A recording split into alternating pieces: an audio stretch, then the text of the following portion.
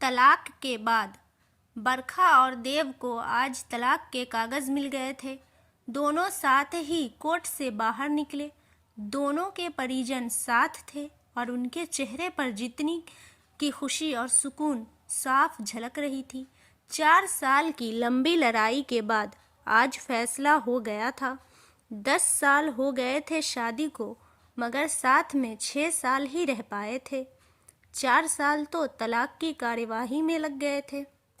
बरखा के हाथ में दहेज के सामान की लिस्ट थी जो अभी देव के घर से लेना था, और देव के हाथ में गहनों की लिस्ट थी जो बरखा से लेनी थी। साथ में कोर्ट का यह आदेश भी था कि देव 10 लाख रुपए की राशि एक मुश्त में बरखा को चुकाएगा। बरखा और देव दोनों एक ही गाड़ी में बैठकर देव के घर पहुंचे।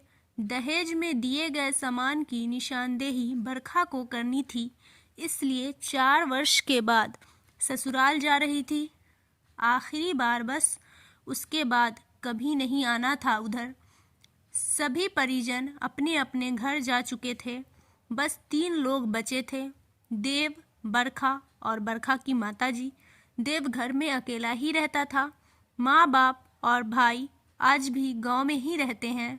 बरखा और देव का इकलौता बेटा जो अभी 7 वर्ष का है, कोर्ट के फैसले के अनुसार बालिग होने तक वह बरखा के पास ही रहेगा।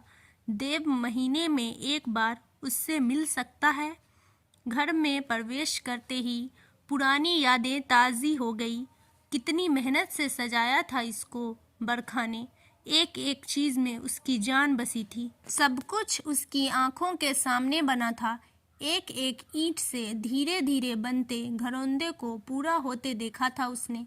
सपनों का घर था उसका। कितनी शिद्दत से देव ने उसके सपने को पूरा किया था। देव थका हारा सा सोफे पर पसर गया। बोला, ले लो जो कुछ भी चाहिए, मैं तुम्हें नहीं रोकूंगा। बरखा ने अब गौर से देव को देखा। 4 साल में कितना बदल गया है। बालों में सफ़ेदी झांकने लगी है। शरीर पहले से आधा रह गया है।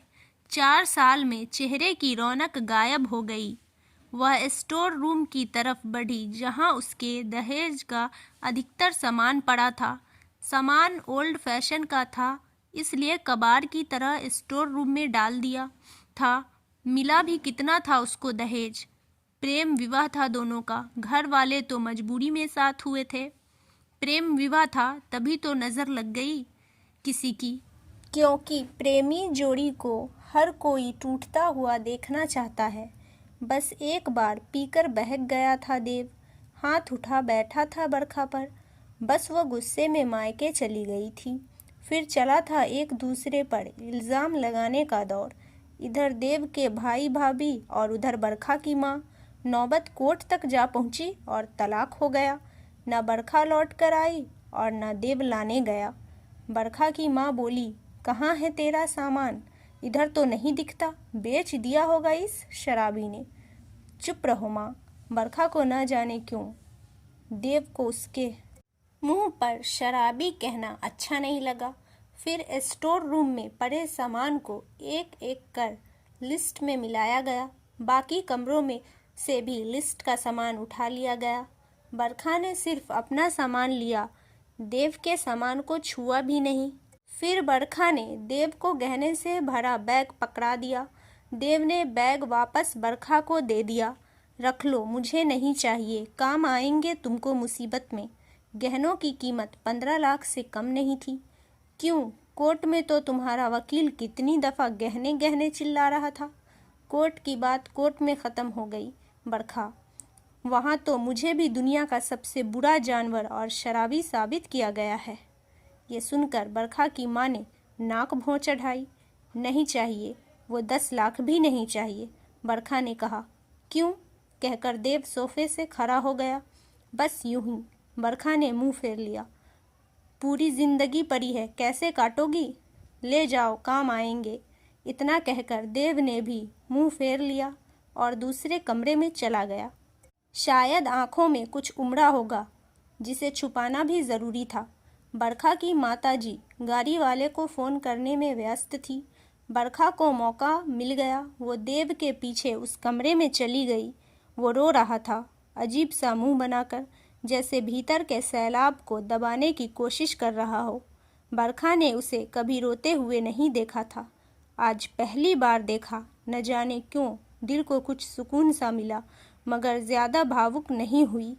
सधे अंदाज में बोली, इतनी फिक्र थी तो क्यों दिया तलाक? मैंने नहीं, तलाक तुमने दिया। दस्तखत तो तुमने भी किए।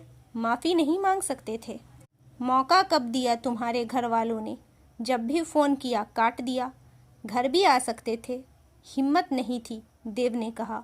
बरखा की माँ आ गई। वो उसका हाथ पकड़कर बाहर ले गई। अब क्यों मुंह लग रही है इसके? अब तो रिश्ता भी ख़त्म हो गया।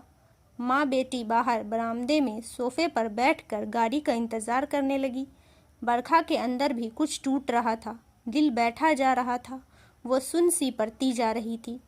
जिस सोफे पर बैठी थी उसे गौर से देखने लगी। कैसे कैसे बचत करके उसने और देव ने वो सोफ़ा खरीदा था। पूरे शहर में घूमी तब यह पसंद आया था। फिर उसकी नज़र सामने तुलसी के सूखे पौधे पर गई। कितनी शिद्दत से देखभाल किया करती थी उसके साथ। तुलसी भी घर छोड़ गई। घबराहट और बढ़ी तो वह फिर से उठकर अंदर चली गई।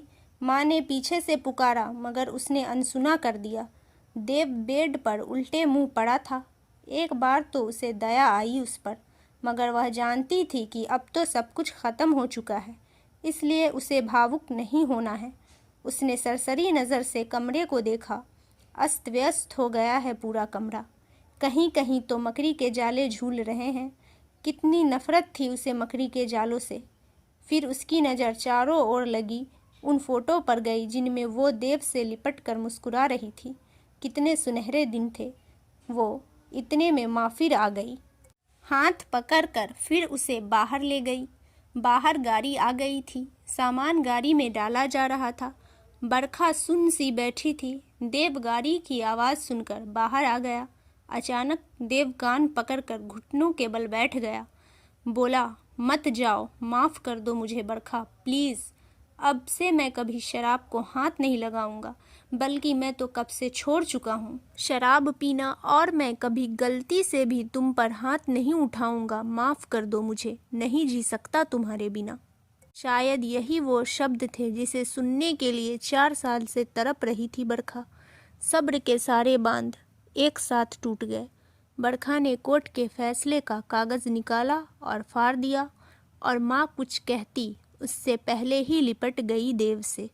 साथ में दोनों बुरी तरह रोते जा रहे थे।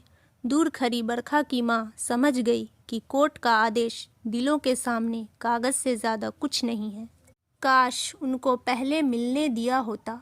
अगर माफ़ी मांगने से ही रिश्ते टूटने से बच जाए तो माफ़ी मांग लेनी चाहिए, लेकिन इसकी नौबत ही नहीं आने देना चाहिए। शराब जैसी बुरी चीज़ को हाथ ही क्यों लगाना, जिसको पीने के बाद आप अपना होश खो बैठो और अपने ही बीवी बच्चे पे हाथ उठाओ। इसलिए शराब कभी नहीं पीना चाहिए। उम्मीद करती हूँ कि आप लोगों को कहानी पसंद आई होगी। तो पसंद आई है तो दोस्तों के साथ शेयर करें, और चैनल पर नए हैं तो चैनल को सब्सक्राइब कर लें।